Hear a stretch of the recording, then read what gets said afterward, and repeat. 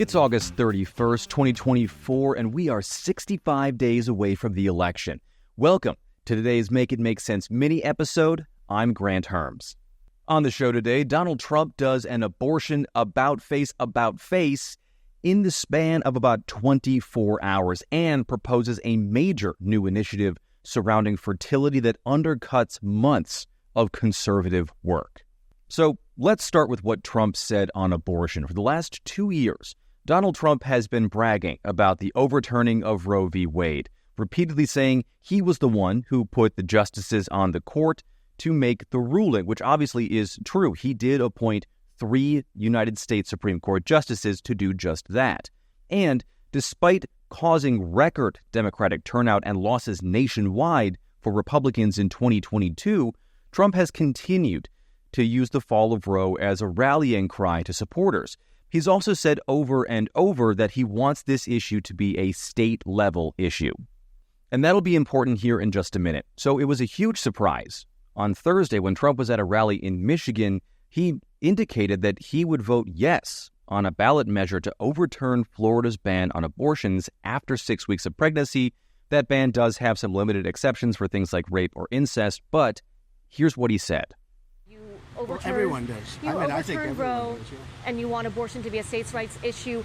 In Florida, the state that you are a resident of, there's an abortion-related amendment on the ballot to overturn the 6-week ban in Florida. How are you going to vote on that? Well, I think the 6 week is too short. It has to be more time, and so and I've told them that I want more weeks. So you'll vote in favor of the amendment? I am going to be voting that we need more than 6 weeks. Look, just so you understand, everybody wanted Roe v. Wade terminated for years, 52 years. I got it done. They wanted it to go back to the states. Exceptions are very important for me, for Ronald Reagan, for others that have navigated this very, very interesting and difficult. Obviously, this statement came as a shock to most of his conservative allies, especially those in Florida who had worked tirelessly in the wake of the fall of Roe v. Wade to ban abortion at 6 weeks.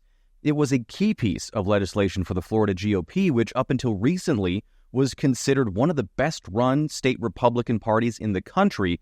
It was also a key piece of legislation for Ron DeSantis. But the real shock was for evangelical Christians who, in 2016 and 2020, Trump appeased by saying that he would be an anti-abortion hardliner.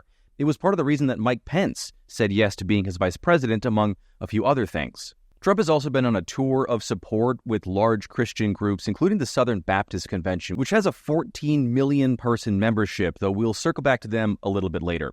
Trump also spoke to a number of far-right Christian groups, including the Danbury Institute, which considers abortion child sacrifice at the altar of the self. So Trump had really thrown his lot in with the Christian right. Immediately after Trump said what he said about the 6-week ban vote, his campaign started doing damage control and said that really he hasn't said how he'll vote yet, just that he was reiterating that he thinks that 6 weeks is too short of a ban, obviously, again, despite what he said. But lately, evangelicals had already been pretty frustrated with Trump. He pushed for the official GOP platform to drop the Christian rights push for a national abortion ban, and when those groups who have repeatedly been asked to overlook his past infidelity and immorality and general lack of putting faith first, they saw this as an insult, and the party did end up siding with their nominee, obviously, and the official position is that it be a state-level issue. Now, it's hard to understand why Trump is so forceful on making sure this is a states' rights issue. It could be a holdover opinion from his time as a New York Democrat in the Clinton era and before, the safe, rare, and legal era when it came to abortion, but it could be just as likely, and I tend to think that it's this one, given Trump's track record, that he wants to take the blame for unpopular policies and put them on someone else. So in this case, he gets to say that he overturned Roe v. Wade, which is what Republicans wanted, but then doesn't have to deal with the consequences of the laws that will actually be passed in states that restricts access to abortion. But back to the Christian right here. After Trump said he was going to be voting against the 6-week ban, serious thinkers in those circles started to call him out publicly. Among them, Albert Mohler, who was the president of the Southern Baptist Theological Seminary and host of a very popular Christian podcast that has more than 500,000 monthly listeners. he also has the ear of leaders at the Southern Baptist Convention. He said that Trump seemed determined to undermine his pro-life supporters, and those voters were going to have to think clearly, honestly, and soberly about this election starting at the top of the ticket. That should set off, and did set off, alarm bells for the Trump campaign. So in the wake of all of that, we shouldn't be surprised that on Friday, Trump reversing his stance, and said he would be voting to keep the 6-week ban on the books in Florida, again, despite what he said his personal views about it are. Now, Trump said that in an interview with Fox News, but his flip-flop was already capitalized on by the Harris campaign, and it comes as he's been trying to paint Harris as someone who waffles on issues, and this one is among the most important issues for one of Trump's weakest voter bases, young women. And this rally in Michigan was a double whammy for Trump. At that same rally, he announced a brand new plan for IVF. Here is what he said in the same interview with NBC. IVF has been an issue that has become political. A lot of people talking about it. What's the Trump administration going to do when it comes to IVF if you get elected? Right. Well, as you know, I was always for IVF right from the beginning. As soon as we heard about it, it's fertilization and it's helping women and men and families. But it's helping women able to have a baby. Some have great difficulty, and a lot of them have been very happy with the results, as you know. And what we're doing this because we just think it's great, and we need great children, beautiful children in our country. We actually need them. And we are going to be, under the Trump administration, we are going to be paying for that treatment. So we are paying for that treatment. All Americans who want it? For all Americans that get it. All Americans that need it. So we're going to be paying for that treatment, or we're going to be mandating that the insurance company pay. The thing that got me about what Trump said here was for IVF, quote, as soon as we learned about it, like it was somehow new to him. The first baby conceived with IVF was in 1978. And since then, about 8 million IVF babies have been born. And maybe this was new to Trump. I don't know. But it's not new to millions of Americans whose votes he is asking for.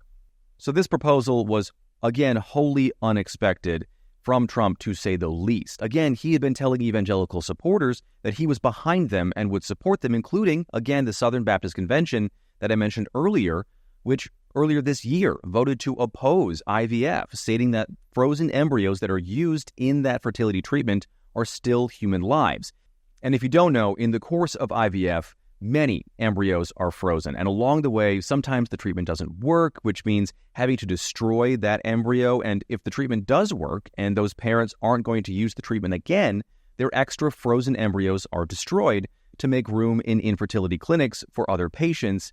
It's that destruction that Christians and far-right Christians see as murder.